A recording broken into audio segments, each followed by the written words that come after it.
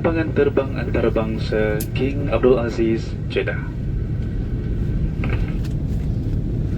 Waktu tempatan sekarang adalah pada jam 1.02 pagi dan suhunya dilaporkan 21 darjah Celsius.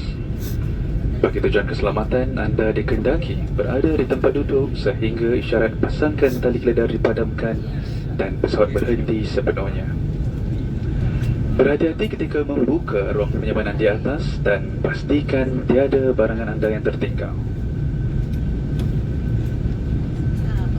Sebagai peringatan, merokok di dalam kabin dan tandas pesawat adalah dilarang sama sekali. Bagi pihak Kapten Ashley, Kapten Sergio dan pembantu juruterbang, tiru serta anak-anak kapal, kami ucapkan terima kasih kerana memilih Batik Air Malaysia sehingga berjumpa lagi dalam penerbangan yang akan datang. Salam hormat.